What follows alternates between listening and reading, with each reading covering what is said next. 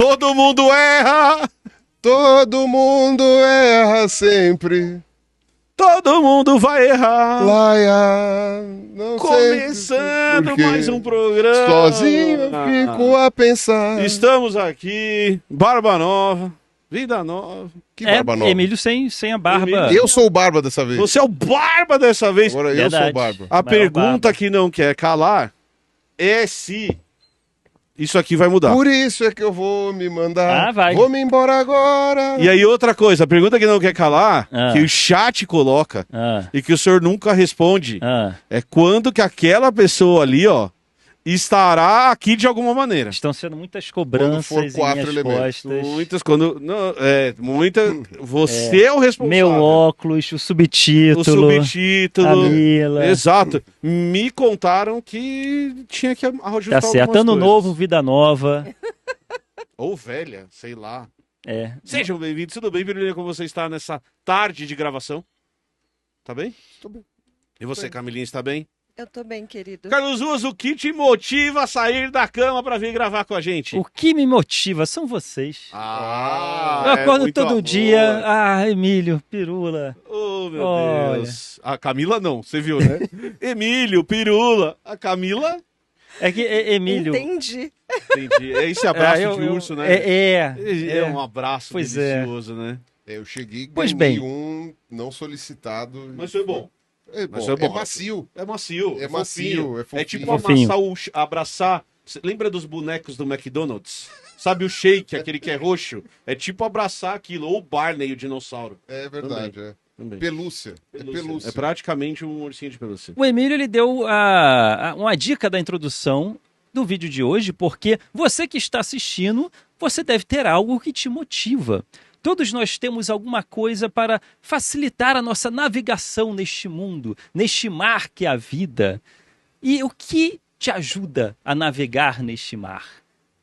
Muitas pessoas se abraçam a filosofias de vida, às vezes as pessoas se reencontram na vida quando encontram às vezes um guru. Algumas pessoas se abraçam a um time de futebol, se tatua pelo time de futebol. Minha vida é esse time de futebol, ou seja, se tirar esse time de futebol dessa pessoa, a pessoa vai falar, quem sou eu? O que eu sou? O que eu sou? Ela vai Onde precisar se estou? reencontrar, vai entrar em melancolia, porque era o time de futebol que motivava a existência dela. E o que motiva a sua existência? Tem várias coisas. A religião está aí para preencher muitas lacunas existenciais, de aflições existenciais. Pode ser uma pessoa, pode ser um time, pode ser um cantor, pode ser uma banda, pode ser várias coisas. Pode ser o boleto? Um esporte. Não, boleto não. Pode ser. O Boleto boleto não. aumenta a angústia. O boleto não Faz você diminui a querer se angústia. matar, deixar de existir. Pode ser o crossfit. É. Pode ser o Pode ser crossfit. o crossfit, você tem Pode ser razão. crossfit. Não, o Pode fisiculturismo tá virando um motivo de tá, existência, tá mesmo, uma tá ideologia de vida. Pode ser o veganismo. Veganismo. Pode ser- E o Opa. fisiculturismo sempre tem o craque da semana. Não, vamos passar. E de uma certa forma, eu acho que assim, se for botar em porcentagem, a religião abrange quase 90% das motivações existenciais. Porém, tem uma que eu acho que é muito negligenciada, que é pouco vista, e pouco vista por ser pouco conhecida, pouco valorizada, pouco demonstrada, subjugada, subvalorizada. Meu Deus. Acho que deu para entender o que eu quis dizer. Eu acho que você foi dramático. E eu o queria suficiente. trazê-la à tona Hum. para debatermos sobre. Pode ser? Debatermos Vamos sobre. lá, eu não sei do que você está falando. Que é o ceticismo científico. Porque muitas pessoas acreditam que a visão cética, que o ceticismo é apenas uma ferramenta de investigação, mas não uma forma de levar a vida, uma forma de ver a vida. E sim, também é. Por exemplo, a pessoa que é muito supersticiosa, a gente é muito aberto a superstições na vida. Eu fui uma pessoa muito aberta a superstições. Eu não tinha um filtro. Meu único filtro era, se eu gostei disso, eu vou colocar isso em minhas virtudes. Por exemplo, se eu achei muito legal o papo do monstro do Lago Ness, poxa, que legal, vou acreditar nele. Meu único filtro de acreditar em algo ou não era se eu gostava daquilo, como muitas pessoas são. O pensamento cético, ele te dá um filtro maravilhoso, que é o filtro que é baseado se aquele fenômeno possui evidências suficientes para ser... para ter base ou não, para você confiar naquilo ou não. E não necessariamente se aquilo está massageando o seu ego, se aquilo está te confortando. Este não é o parâmetro, e sim se aquilo é confiável ou não de ser acreditado, digamos assim. Então, eu queria trazer aqui o pensamento cético, ou como diria, como catálogo Carl Sagan, ceticismo científico aqui para a mesa. Então você tem na sua casa, é isso que o senhor quer dizer, Um pôster altar do pôster. Carl Sagan de sunguinha. De sunguinha. E Eu você tenho. todo dia vai lá Eu pago o pau pro Carl e Sagan. fala, não acredita em você, é isso. Eu subo no palco e falo em nome de Carl Sagan. Em nome de Carl Sagan. Eu faço É isso. isso que você faz. Eu gosto muito dele. Eu tava me perguntando outro dia, Carlos Ruas, Ah. se Cosmos tivesse sido feito no Brasil hoje em dia, Carl Sagan faria propaganda da Insider Store? Será que Olha, eu vou ser durante muito honesto. Cosmos Muito honesto. É uma das poucas certezas que eu tenho. é que Carl Sagan Impressionante. faria propaganda Realmente. da Insider Store? Eu nunca imaginaria isso se não tivesse falado, Não, cara. aquela gorra dele, Aquela da Insider, da Insider, perfeito. porque aí ele pode usar aquele Aquele blazer o blazer por no cima. calor, Exato. e aí ele não ia ficar grudando de suor. Porque a camiseta é fresquinha. Exato. Porque ela não fica. Porque ela tá Adaptada ao Brasil. adaptada. Ela não tem o problema de odor. Então ele não ia ficar um Carl Sagan fedido. Olha Além aí. disso, ele poderia tirar do armário e colocar no corpo, que o próprio calor do corpo já ia desamassar a camiseta de Carl Sagan. E ele Então, poderia falar, existe a duas dimensões, a terceira dimensão, a quarta, a quinta, e existe todas as dimensões que a Insider pode preencher o seu corpo. Exatamente. Exatamente. Então você que está assistindo, o banner da Insider tá aqui embaixo, insiderstore.com.br/elementos, é isso? entrando A barra agora os no 3 site. elementos. Você vai entrar no site, na nossa página da Insider, e se você precisar comprar uma camiseta, se você quiser comprar uma camiseta, é só você usar esse site ou o QR Code que fica na live, não, no vídeo aqui o tempo todo, e você vai ter 12% de desconto na compra das suas tech shirts, que são as É camisetas isso aí. tecnológicas da Insider. Insider, certo? você não precisa ser cético. Você não precisa ser cético e você pode usar Pô, Insider, que é legal. E tem camiseta com gola dá um rolê. Então, Da Insider. cara, aí, ó, Olha, perfeito. Carl Blusa Sagan tem, ó, seria tá apoiado, aqui, ó, tem. apoiado pela Insider. Olha que legal, tem mesmo. Tem com manga comprida Viu? e E a gola gola rolê. Tô Olha falando, cara, ele seria patrocinado pela Insider com certeza. Vamos voltar ao tema, então. Vamos voltar ao Fiz tema. esse gancho aqui de Carl Sagan de Insider pra gente voltar ao tema. A primeira pergunta que eu tenho pra te fazer. Ah, E é uma pergunta muito real em Ok. relação a isso que a gente tava conversando ali fora. sim.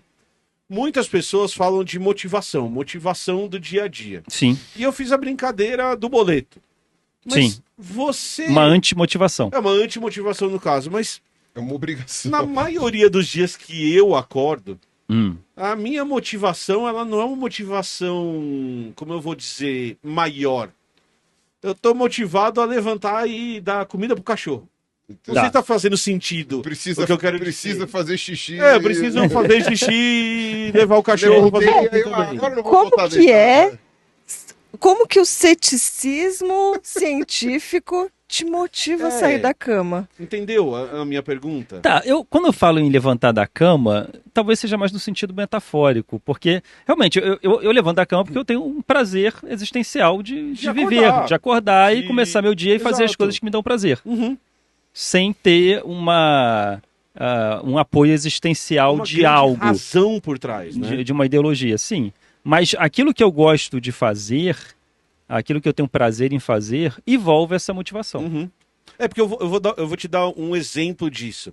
A maioria das pessoas ficam falando, e isso, na minha visão de mundo, é um problema, inclusive, do mundo que a gente vive hoje. Que assim, não, o que eu vivo para buscar a felicidade. E aí eu, do alto dos meus 43 anos, eu posso garantir para você que a maioria dos meus dias foram normais. Eles não foram nem felizes, nem tristes, eles só foram. E aí, nesses dias que eles só foram, eu não preciso muito de motivação. Eu vou acordar, vou fazer o meu trabalho, porque sou o proletariado, preciso trabalhar, vou cuidar dos bichos, vou assistir televisão e vou namorar a minha esposa, vou fazer aquilo que eu faço normalmente. Não, mas não precisa exagerar, é namorar por causa de mãozinha dada, calma. Estamos casados há muito tempo pra pensar em muito mais que isso. Mas Gente, mas que só desnecessário É só isso. brincadeira, uma brincadeira que nós fazemos. Mas a minha pergunta é essa, assim. Dentre Então você outras. está falando de uma motivação maior, uma motivação pra vida, vamos dizer assim, é isso? Sim, sim. E aí a pergunta da Camila acho que é pertinente. Cara, pra você, vamos começar com você. Como esse pensamento cético te ajuda? Como você sai de Tá, ser o cara... entendi. Como você sai de ser o cara que acredita no monstro do Lago Ness e se contenta com o não mágico do pensamento cético? Pode parecer o pensamento cético, ele pode passar uma falsa imagem de acabar com a magia, Aham. porque o ser humano adora acreditar no novo, no surpreendente. Será que isso existe? Nossa, será que existe um outro planeta? Será que existe Nibiru? O lobisomem? E eu acho que isso vem muito da criança que prefere o brinquedo novo e não aguenta mais brincar com o brinquedo velho. Porque o novo desperta mais, seduz mais. Isso eu acho que é uma coisa que o ser humano tem. Porém, é uma pena. É uma pena porque a gente deixa de valorizar aquilo que a gente tem. A gente busca o monstro do Lago Ness e, cara, você já viu a nossa natureza? Os animais fantásticos que existem na nossa natureza? Você Mas- acredita no lobo, no monstro do lago e esquece de ver o lago, né? Você Mas tá tão será? procurando Tá o tão monstro que você não tá procurando o vendo o monstro, lago, mas- né? O que fascina não é necessariamente o novo, mas o mistério. O mistério fascina. É o mistério, porque assim, a gente tem lobos, mas a gente fica. E se fosse um lobisomem? Se lobisomem Metade lobo, existisse, metade a gente já.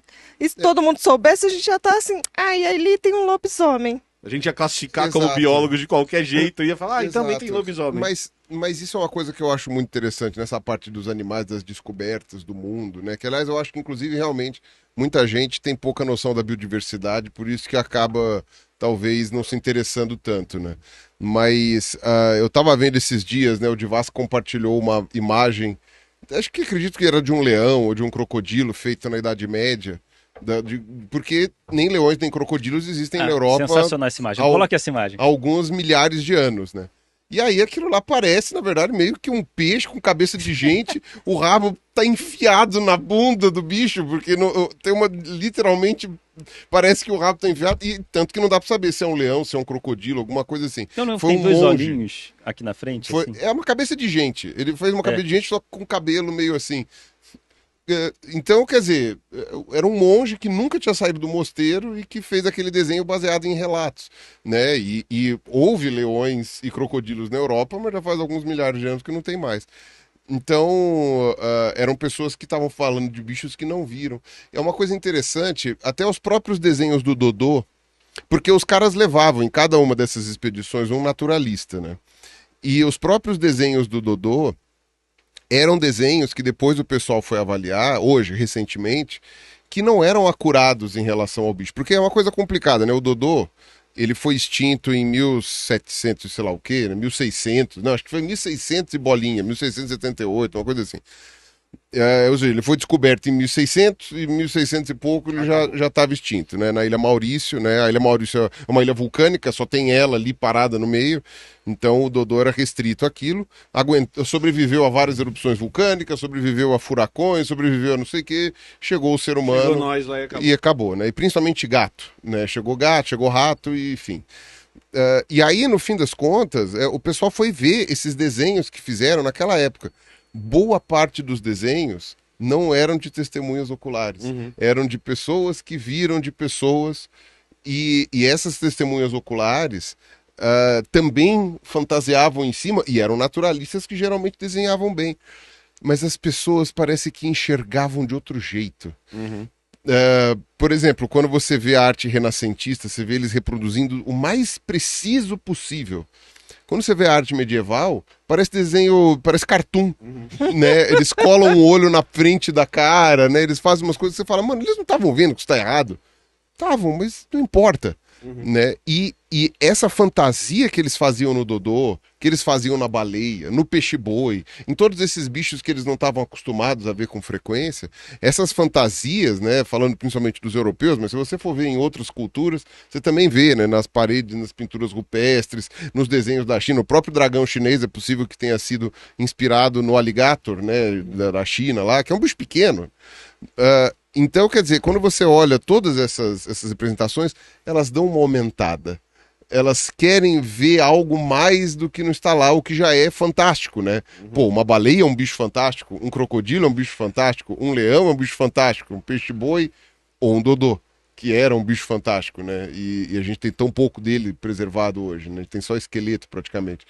Então, é um troço, sei lá, que eu acredito que tenha essa questão do maravilhamento da vida, de sei, não sei o quê. Você coloca algo mais ali, você coloca um troço para parecer mais místico, para parecer mais forte, ou sei lá, para parecer mais, sei lá, alguma coisa a mais ali, eu não sei. Cai naquele negócio que a gente sempre fala, que quem conta um conto aumenta um ponto sempre, né? Então, mas esse ponto tem um motivo para ser aumentado. Claro que tem. Esse motivo para ser aumentado é para deixar mais interessante, é para deixar mais apetitoso, é para deixar mais legal. Não, o lugar que eu fui tem um monstro maior que o seu, né? E o monstro que ele viu era horrível e não sei o que, e você vai aumentando, de repente tem 2 cabeças, de repente tem 3 cabeças, de repente tá cuspindo fogo, de repente voa, né? Sim. Tipo, quer dizer, você começa a criar cada vez mais coisas em cima pra deixar interessante. E, porra, já não era legal o suficiente o bicho do jeito que era. Né? A gente acha, mas além disso, tem uma outra hipótese que eu queria que a gente pensasse, que é a seguinte, vai lá. Só para complementar. Não, mas só para complementar, o Carl Sagan, ele reconhecia esse fascínio pelo misterioso, mas ele se perguntava por que as pessoas não direcionam esse fascínio, em vez de ser um mistério da superstição, por que eles não aplicam no mistério da ciência? Porque a ciência tem muitos mistérios ainda a serem desvendados, a serem pesquisados, e que são mistérios super, super sedutores também. Né? E ele trabalha muito essa questão de por que esse mistério não é tão cativante quanto o mistério sobrenatural supersticioso. Né? Assim, ele levanta esse debate. Não sei se é o mercado que o sobrenatural vende mais, dá mais ibope, se é o que é mais esfregado na nossa cara cotidianamente. Ele traz esse debate, que é um debate interessante. Cara, o que eu acho, pelo que eu li disso que você trouxe agora, é o seguinte, é que quando você tem um pensamento cético baseado no método científico, você tem que fazer uma coisa que o nosso cérebro não gosta de fazer. O nosso cérebro não gosta de admitir que algo não tem uma explicação. Ainda. Não tem uma resposta. Não tem uma resposta. Então eu acho que assim, quando a gente pega uma pessoa que e aqui só dando um exemplo perto disso que você falou de motivações. Quando a gente pega uma pessoa religiosa e ela tem uma explicação do que vai acontecer depois, que é uma coisa que o nosso cérebro, ele meio que evoluiu para fazer. Então eu olho para o céu tá escuro, isso quer dizer que depois vai chover. Então, o nosso cérebro ele tem uma capacidade, talvez a principal capacidade do nosso cérebro é encontrar padrões e entender esses padrões. Isso pode até estar errado, às vezes a gente vai discutir isso em outros vídeos, de que às vezes o nosso cérebro nos engana. Mas tem uma linha de pensamento que defende que, pelo nosso cérebro ser essa maquininha de encontrar padrões para produzir previsões e respostas, é mais confortável, biologicamente mesmo falando, você colocar uma explicação. Perfeito. Mesmo que seja uma explicação não lógica, ou uma explicação que você não tem evidência.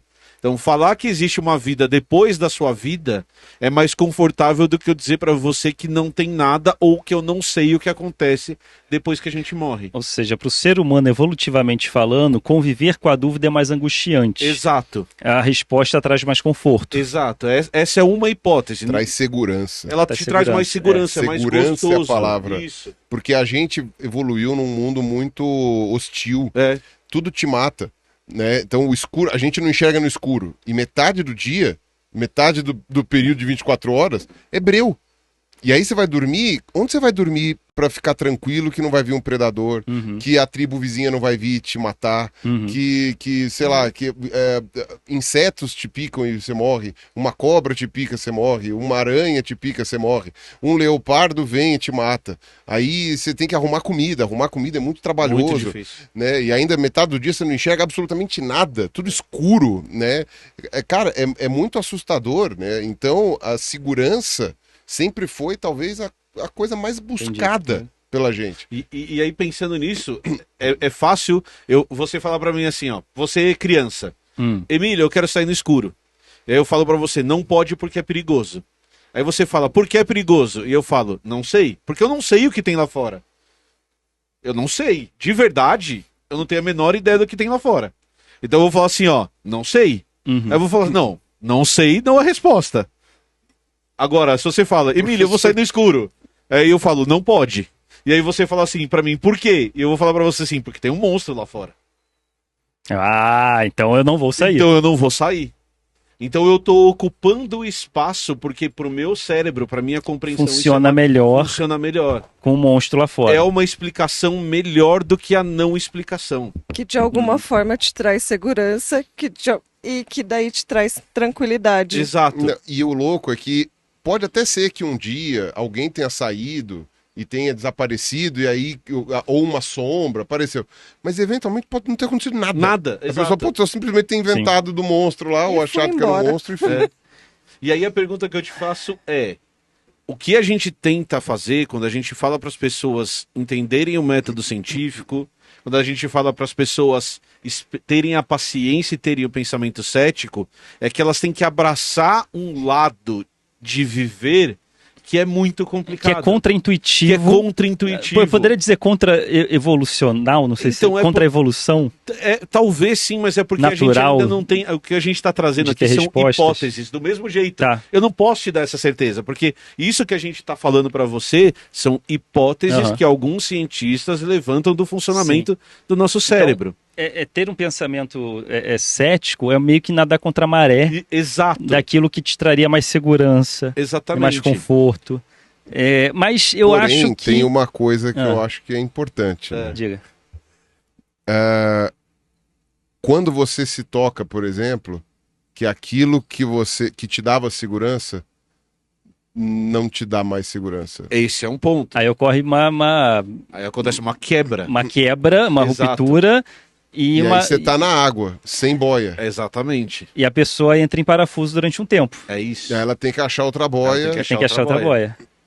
E a gente passou agora alerta de gatilho. Ou ela acha uma outra boia, ou ela volta desesperada para a boia anterior e... Exato. Né, Agora ela tem que entender que a boia anterior... Ela já sabe que a boia anterior estava furada. Exato. mas ela vai conseguir viver sem a boia Não vai furada? conseguir. Ela vai ficar o tempo todo ela vai ter que ficar nadando para cima, porque ela não quer se conformar que a boia tá Os furada. amigos dela estão com a boia que hoje ela vê como furada. A família Exato. está com a boia que ela hoje vê como furada. E aí? E ela tá Né? lá, exato. Mesmo que eu abrace uma outra boia, tá todo mundo naquela, né? É uma mudança De repente delicada. Você tá sozinho Não, na boia. e acontece umas coisas do tipo: se você saiu daquela boia, as pessoas que estavam na boia não querem mais você. Ainda, dependendo do nível dessa Dependendo do ideologia, É. você vira um vilão, você vira... E aí tem uma outra Você coisa vai que pro a outro gente lado da força. Né? perde com o pensamento, com o pensamento cético, que eu acho que é importante, que aqui, alerta de gatilho para todo mundo que tá assistindo, tá? Que eu vou falar de uma coisa que a gente passou juntos por 3 anos.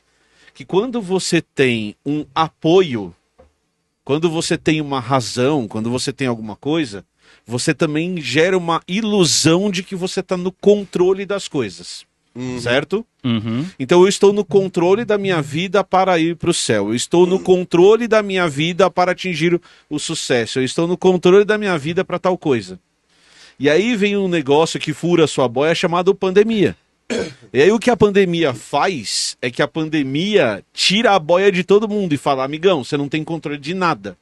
E sabe o que nós céticos falamos para as pessoas? Não mesmo. Nunca E a teve. gente nunca teve. E, pior, a gente não tem a menor fucking ideia do que vai acontecer com essa pandemia. Verdade. Porque mesmo a gente não acreditando que vai para algum outro lugar depois da nossa morte, a gente tinha assim, provavelmente eu ainda vou viver muitos anos, Uhum. né? A minha família, quantos anos vivem as mulheres da minha família? Quantos anos vivem os homens da minha família? Eu tenho ali, é para eu viver um tanto. Talvez aconteça algo no caminho, mas a pandemia trouxe isso para muito perto. Muito perto. Então, o que eu quero dizer é, a nossa proposta, e aqui concordando com você, Sim. cara, eu tenho a frase, o meu autor favorito se chama Douglas Adams. Ele escreveu um livro que eu adoro, chamado Guia dos Mochileiros da Galáxia. Eu sou fascinado por esse livro. Ele não é o meu livro, o melhor livro que eu já li na vida, mas ele é o meu livro favorito. Uhum. Porque eu acho que é criativo, eu acho que é Sim. incrível. E o Douglas Adams era um cara muito foda. E ele fala: não é preciso acreditar em fadas para ver a beleza do jardim, que é uma frase que eu repito sempre. Você resgatou. uma adaptação. É uma adaptação da Mas frase do Douglas Você Adams. resgatou bem pra ela essa ficar mais frase. A bonitinha. frase cai bem. Pra ela ficar mais bonitinha. Não é exatamente assim em É que inglês, ao mas. contrário, Isso, ele- mas ele é. fala assim, Mas será é uma... que os humanos não podem Isso. olhar um jardim sem ter que apreciar a beleza de um jardim sem ter que ver fadas? nele? Isso. Aí o ponto é. Mas a fada é tão gostosinha, ela é tão legal de imaginar Cara, que ela existe. Entendeu? Não, gostosinha no contexto fada. De acreditar na fada. É só você pensar da fada do labirinto do fauno que ela não é gostosinha. Pronto. No sentido de. É um mistério sedutor em ser acreditado, né? Exato. Você acaba se abdicando, o pensamento cético faz com que você se abdique nisso, porque os únicos fenômenos que seriam válidos seriam os fenômenos que tivessem evidências concretas. Exato. Em nenhum momento apareceu nenhum estudo, nenhuma evidência, nada que mostrasse alguma coisa de fada. Uhum. Né? Então quebra um pouco essa magia. Mas a gente tem que tirar o olho dessa magia e ver a magia que existe na nossa realidade. Eu acho que essa é a primeira coisa. Né? Compara a paisagem do deserto de Marte com qualquer paisagem aqui no nosso planeta. Então, não deixar de pesquisar outros planetas, mas valorizar o que você vive, Uhum. né? Valorizar os bichos que existem no seu planeta.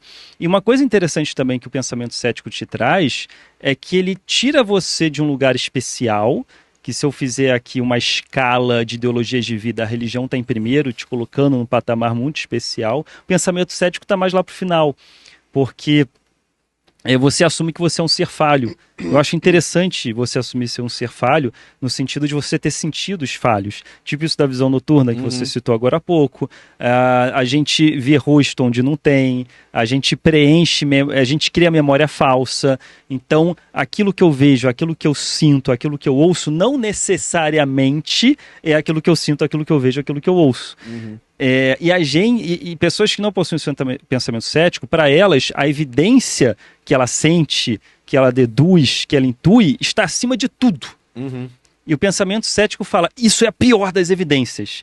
Isso está em último lugar, porque você tem que assumir que você é um ser falho, e a ferramenta método científico é a melhor forma de investigar aquilo que você sente, que você vê, que você ouve. É testar aquilo tudo que você deduz, que você intui. Aí sim nós iremos ter resultados mais palpáveis, mais concretos, mais confiáveis. E isso te dá um caminho melhor, tanto para você pessoalmente, para o seu desenvolvimento, quanto para o desenvolvimento de uma nação. Uhum. Então o pensamento cético, eu acho que ele é muito produtivo. Ele te tira de um patamar especial, mas ele te dá uma luz muito mais... Verdadeira. muito verdadeira. É pesado falar isso, né? Mas próximo do que seria a verdadeira. A verdade é um negócio meio Longe complexo. do erro, mais longe do isso. erro, mais longe da falha, mais Isso. coerente com a realidade. É. Então eu gostei do monólogo que eu fiz agora. Eu achei que ficou bonito. Eu posso fazer Mas eu uma achei que pergunta ficou geral? bonito, Rose. Pode. Obrigado, Parabéns, companheiro Pirula. Mas assim, é uma pergunta que eu queria que realmente cada um falasse o...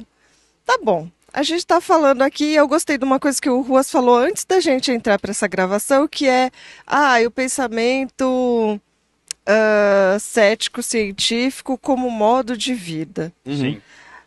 Depois que vocês tiveram contato com o pensamento científico, com o método científico, como que isso é na vida de vocês no dia a dia? Tá. O que é isso? Uhum. Como é para a vida de vocês no dia a dia? Como foi na carreira? Como foi fazer ciência? O que é esse? A boia que tinha antes furou. Na minha vida é um inferno. De verdade, assim. Porque todas as minhas decisões, sem exceção, elas são baseadas nos artigos científicos que eu acho sobre sobre aquele determinado assunto. Então, eu posso dar alguns exemplos. A Helena, nossa filha, tinha rinite alérgica, uma rinite muito séria que prejudicou ela a vida toda e ela teve problemas sociais sérios em função dessa rinite. Um médico receitou um remédio. Então, a gente foi ao médico, um médico que a gente gosta, e ele receitou um remédio. E eu voltei para casa e li 6 artigos para ver se aquele remédio realmente funcionava ou não antes de dar para Helena. Então, a minha compreensão e a minha confiança no que a gente chama de método científico, ela é tão grande que eu não consigo comprar uma almofada para deixar o meu cóccix mais confortável sem ler os artigos que testaram isso. E na maioria das vezes, se eu não acho os artigos, eu não faço uma determinada coisa. É claro que isso não permeia a minha vida a hora que eu estou fazendo café de manhã, ou a hora que eu estou almoçando, eu estou pensando na proteína da... Não é isso que eu estou dizendo. Mas você gostaria. Muito provavelmente eu gostaria Você de ler os artigos. Ia gostar de ter um artiguinho falando ia qual gostar. é o melhor jeito de fazer café. Ia gostar, e aí isso acaba acontecendo com tudo. Então eu vou comprar um eletrônico, eu vou fazer a pesquisa sobre a tecnologia daquilo. Eu vou usar a creatina, que é uma coisa que tem bastante estudo científico falando sobre, e aí eu vou entender as limitações disso antes de começar a estudar a usar a creatina. Então, por exemplo, dando o exemplo da creatina. A creatina já é comprovadamente eficiente para você fazer exercício e tem trabalhos indicando que ela pode ter efeitos positivos para o seu cérebro. Para mim, isso quer dizer que a gente não sabe nada sobre creatina no cérebro, então eu não deveria tomar creatina para o meu cérebro ainda. Mas se eu voltar para a musculação, eu deveria tomar creatina. Então, filtra a minha vida pensando no método científico. Inferninho. Eu acho que porque eu não consigo tomar nenhuma decisão um pouco mais séria sem entender aquele assunto com profundidade, e eu não era assim antes. Então, entender o método científico, entender que artigos existem, me transformando numa pessoa que precisa estudar qualquer assunto que eu vou fazer uma mudança, por exemplo, na minha vida. Não acho isso que seria um inferno. Para começar, que você não tem que tomar todo dia decisões sérias. Não, você tem que tomar decisões que não são sérias. Claro. E, cara, você diminui a tua probabilidade de fazer cagada tanto, que é praticamente aquele negócio que a tua mãe falava, tipo assim, senta direito pra não ficar com a coluna torta. E ela estava coberta de razão. Uhum. Então, tipo, é basicamente isso. Tipo, sei lá, tipo, pensa no que você vai fazer pra não ter que... Sabe, faz bem feito pra não ter que fazer 2 vezes. Uhum. É aquela lógica. Então, eu não vejo isso como um inferno. Na verdade, todo mundo devia fazer isso. A diferença é que você parte de um princípio sobre como fazer. Entendeu? Ao invés de você pedir, sei lá, ajuda para os teus pais, ao invés de você perguntar para o vizinho, ao invés de você ir jogar búzios, você lê os artigos científicos sobre aquilo que se tem. Imagino que aquilo que a gente não sabe ainda na ciência, aí você, sei lá, 2 caras, você joga a moeda para cima. Mas eu acho que é um inferno no sentido daquilo que a gente está falando de gasto energético.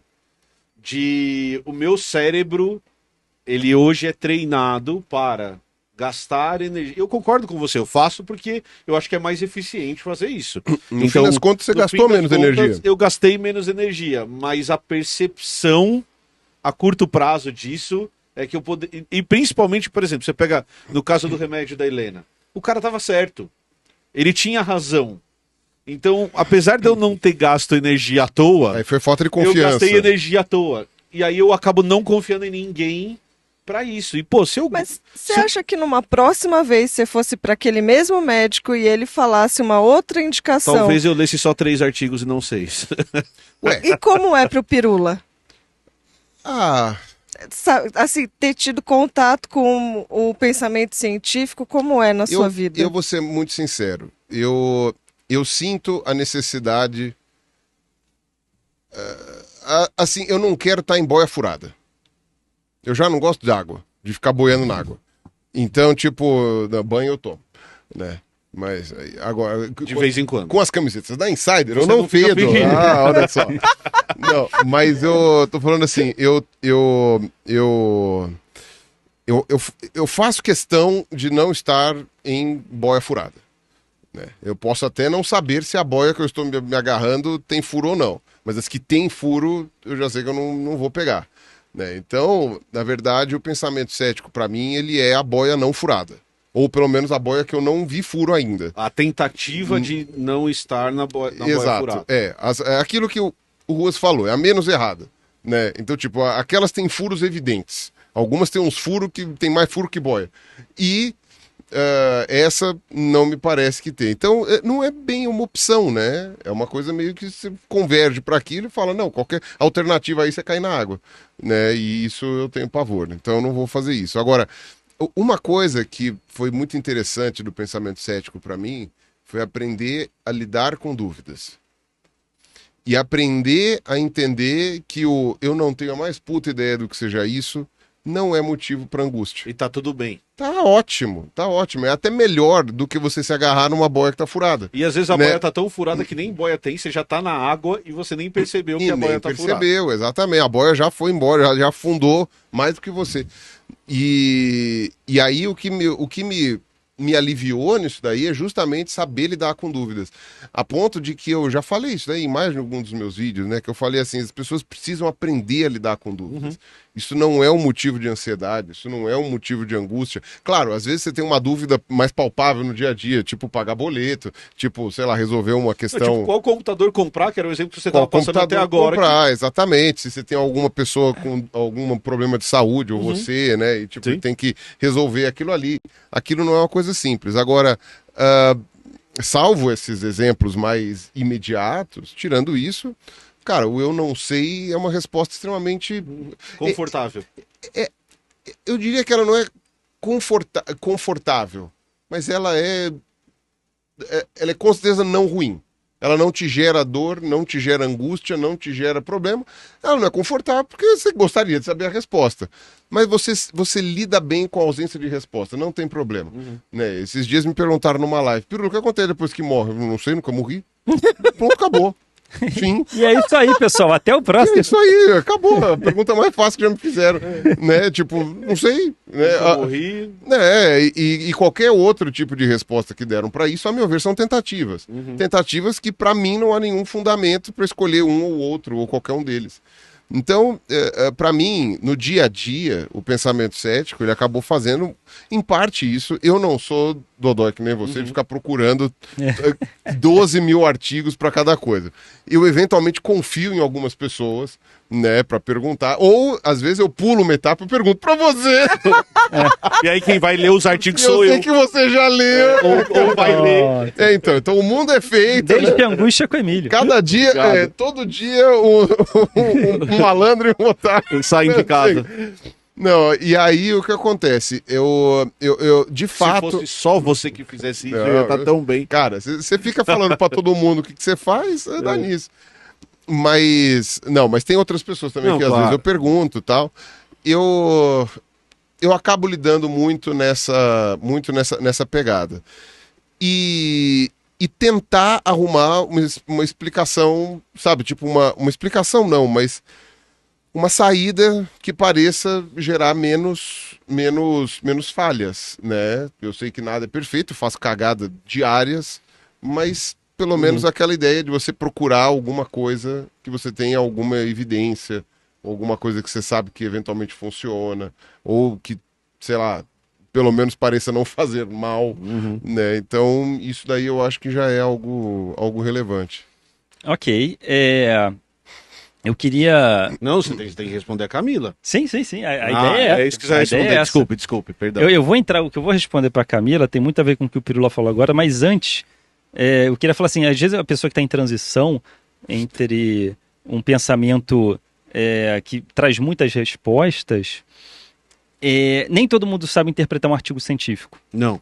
Né? Então, assim, as pessoas podem ficar meio dúvidas, tá, mas o que eu acredito da ciência? Até onde vai a ciência? Científico que, pelo amor, né? Pois é. Eu não entendo. Então, muita gente cacetada, que está nessa gente, transição pelo amor de fica um Deus. pouco confusa. Até onde vai a ciência, o que é, o que não é. Então, por isso que existem os divulgadores científicos.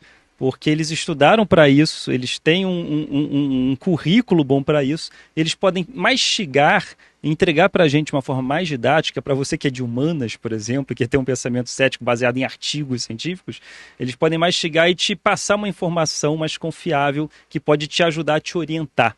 Então, seguir divulgadores científicos eu acho essencial para quem está começando a construir um pensamento cético. Antes da gente ser crucificado, ciências sociais também seguem o método científico, o pessoal de humanas também faz seus artigos. Eu deslizei em algum momento. Não, você falou assim, tipo, o pessoal de humanas... É porque eu faço desenho. Porque eu entendi. Eu também entendi. Artes é considerado humanas e não é ciência. Eu sou artista e eu tenho dificuldade, eu me coloco nesse balaio. Então o pessoal que não é da ciência pode recorrer aos divulgadores científicos. O pessoal que não é da ciência, como eu, É. que eu sou um simpatizante da ciência, Exato. seguir divulgadores científicos me ajudou muito a delimitar esse limite do que é ciência e o que não é ciência. Uhum. Pronto. Não, né? não, mas é porque eu estou... Acho que é fundamental a gente fazer essa correção. Colocando uns parênteses. Porque por as ciências precaução. sociais, elas são muito, muito, muito atacadas o tempo todo. Entendi. Tá. Principalmente no nosso país e principalmente por uma corrente, não só no nosso país, que diz que a gente deveria focar nas ciências duras. Então, a gente deveria investir em física, em química, em medicina, em biologia. E aí a gente esquece que quem vai tirar a gente do buraco social que a gente está não é a biologia, não é a química, não é a física, são as ciências que estão tentando entender esses bichos que estão aqui, como esses bichos interagem. Tem a Então, além de intersecção. toda a intersecção que tem entre a biologia, por exemplo, para qualquer coisa que a biologia quiser responder algo que tem a ver com a nossa prática, mudança climática, que não é só biologia, extinção da biodiversidade, quebra dos biomas aqui, qualquer tipo de interação, ela vai precisar lidar com gente. E quem faz isso são as ciências sociais. Quem vai não a poder biologia. dizer o que funciona melhor, o que não funciona, que abordagem foi melhor aplicada ou não. Né? E a gente tem que lembrar uma coisa que é importante, que o Ruas disse sobre divulgação científica, porque a gente tem que lembrar que, por exemplo, aquele artigo do Andrew Wakefield lá das vacinas saiu numa revista científica, é um artigo científico. Né? Quem que vai avaliar que aquilo lá é falso, é verdadeiro ou não é? E quem resolveu o problema foi um jornalista, a gente sempre precisa lembrar disso. E a gente tem que pensar, por exemplo, que às vezes, né, e isso é uma coisa que eu geralmente falo, as poucas vezes que isso acontece, né, porque não é sempre que acontece, quando sai um artigo muito disruptivo, né, descobriu que tá não sei o quê, todo mundo começa, Pirula, fala disso, assim, calma, eu posso falar, sossega. O máximo que eu posso falar é sossega, não empolga muito, espera um pouquinho, porque se tem uma coisa muito fantástica, a probabilidade de ser uma fada no jardim que não está lá é muito grande. Espera. Se o cara realmente achou isso, que nem aquele cara lá do condutor de aquele material hipercondutor lá, não sei o quê. Todo mundo, nossa, olha que incrível. Calma. E a gente falou isso no Sacane. Respira, calma. Respira, pode não. Aí, ó. Isso é uma coisa legal que o pensamento cético traz. Menos decepção. Menos decepção. Olha a decepção. Você perde um pouco na empolgação. Mas ao mesmo tempo você economiza em decepção de um jeito incrível. Com certeza. Mas e no seu dia a dia? E no meu dia a dia? Aí agora sim, eu queria finalizar respondendo a sua pergunta. Porque da mesma forma que a dúvida pode trazer angústia, num primeiro momento, porque parece que a gente está indo contra a nossa intuição e a resposta traz mais conforto, é difícil para uma pessoa que está acostumada a só ter resposta passar a... Mas agora eu vou ter que conviver com a dúvida. Pode parecer angustiante, mas é porque você não está olhando da forma certa. Com o tempo você vai aprendendo a olhar da forma que o ceticismo científico olha e que você vai encontrar um conforto na dúvida.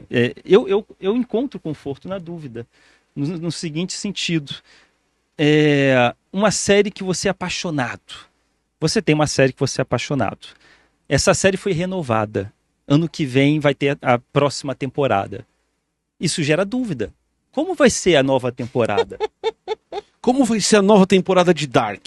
Vai ser boa? Vai ser ruim? Mas não vai ter. Mas é uma dúvida gostosa. É uma dúvida gostosa de se ter. Não é uma aflição ruim que te faz mal emocionalmente. É uma aflição gostosa de, que legal que vai ser. E eu tô aqui na expectativa. Eu quero estar vivo para ver a próxima temporada da ciência.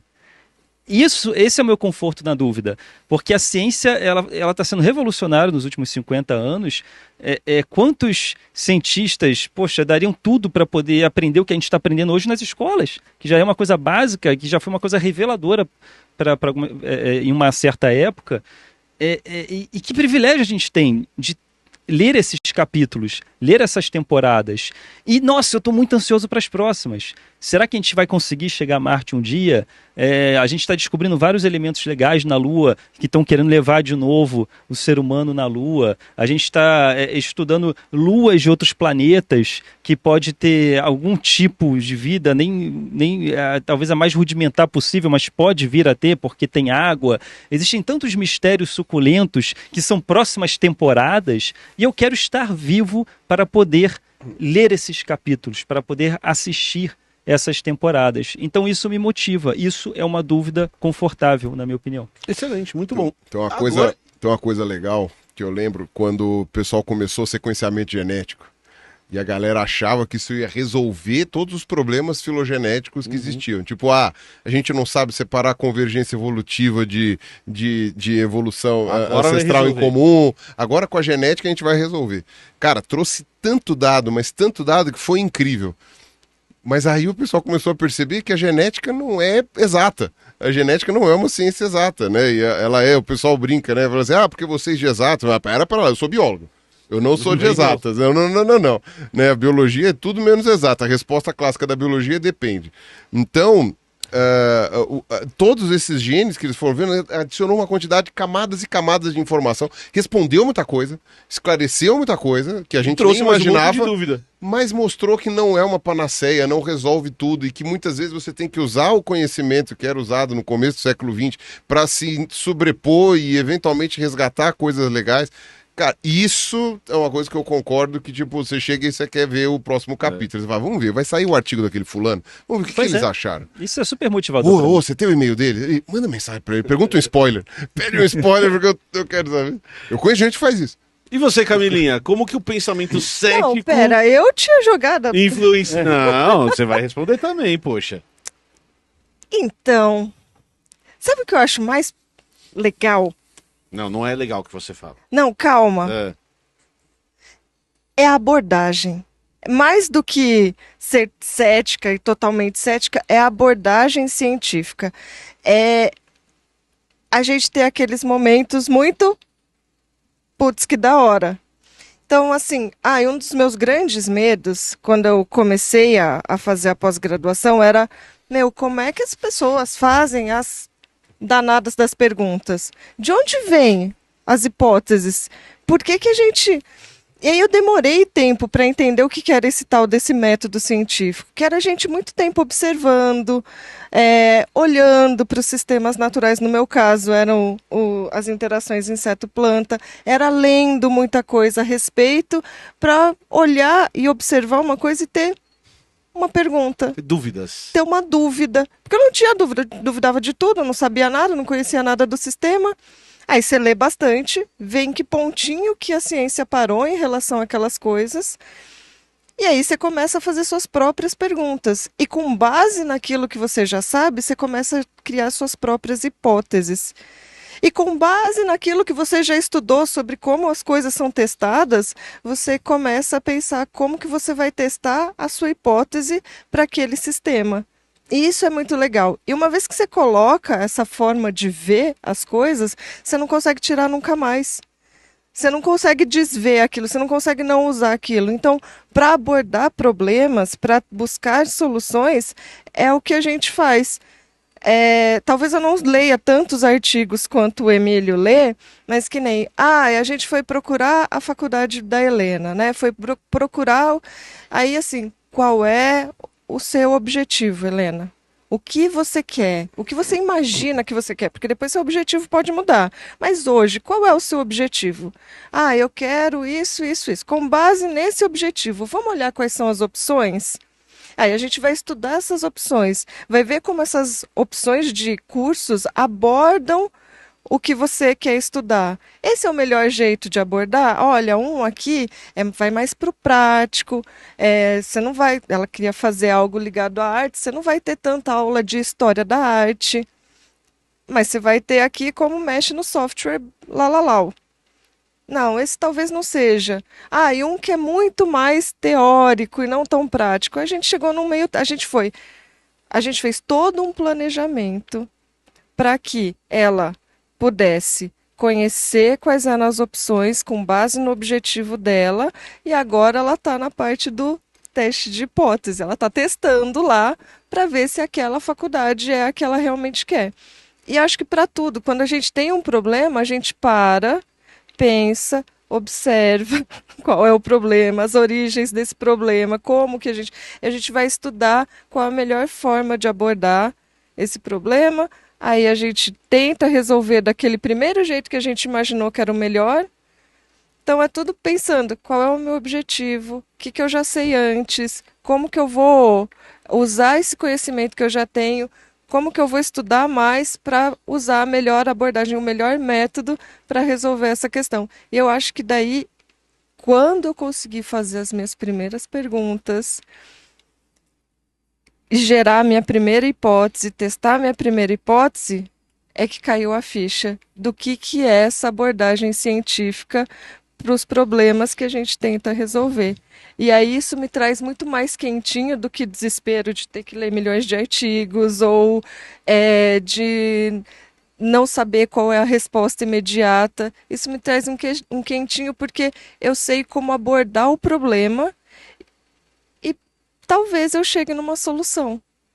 Muito bom. Maravilhoso. Acho que foi muito bem acrescentado. Acho que cada um de nós apresentou pontos muito interessantes do pensamento cético e como ele pode ser aplicado na sua vida. E finalizou muito bem, porque você deu um exemplo na prática de como isso pode ser aplicado. É o psicopata, a pessoa organizada, o cara que tá de bem com as dúvidas e o Carlos Ruas que mudou de mundo e também tá no conforto ali das coisas. E deixando claro, pessoal, para vocês que estão assistindo, existem várias boias no mundo. Você que está assistindo agora, você pode estar apegado a uma. A ideia aqui não é tirar você dessa boia. Se você está feliz com ela, se você está satisfeito com ela, que legal, siga em frente, seja feliz. Mas estamos apenas apresentando mais uma boia que às vezes nem todos conseguem enxergar os prazeres que podem existir nela. Essa forma de ver essa boia, que acho que seria muito interessante a gente trazer ela aqui e debater sobre. É aquela coisa, né? As pessoas buscam a boia porque ela é uma segurança para você não afundar, né? Sim. E elas às vezes acham que a boia do ceticismo não é firme. Né? Ou não tem não é tão colorida, talvez. Ela não gera tanta segurança. Assim, ela não desperta tanta confiança. E aí quando a pessoa vai lá, quando ela consegue subir nessa boia de fato, ela sobe na boia e fala, cara, olha é seguro só. e confortável às vezes. Pois é. Tem o seu incômodo? Tem o seu incômodo. Claro. Eu acredito que todas tenham. E especialmente uma boia furada não serve pra nada. E sabe uma outra coisa que eu pensei agora nessa analogia de boias? Não. É que até a boia do ceticismo pode ter os seus buracos. Mas nós temos o método científico para fechá-los. Para fechar o Puta que pariu! É isso, muito obrigado a todo mundo. Você gostou, vai? Foi bom. Foi gostoso. Ficou redondinho. Então, gente, valeu demais. Camilinha, manda beijo. Carlos Ruas, ficou satisfeito com o papo? Eu estou muito satisfeito. Que bom. Mais satisfeito ainda, se você quiser continuar essas mentes passando conhecimento para você, apoiar essas mentes é muito legal também, porque a gente tem um Apoia-se. Tem o Apoia-se, apoia.se/os 3 elementos, e aí tem várias vantagens lá para o nosso público. Aí fique à vontade. Exatamente. Pirulinha, manda beijo, satisfeito com o papo? Vou-me embora agora, vou-me embora agora, vou-me embora para outro planeta. Mas a gente volta lá toda semana para o seu Na deleite. velocidade da luz.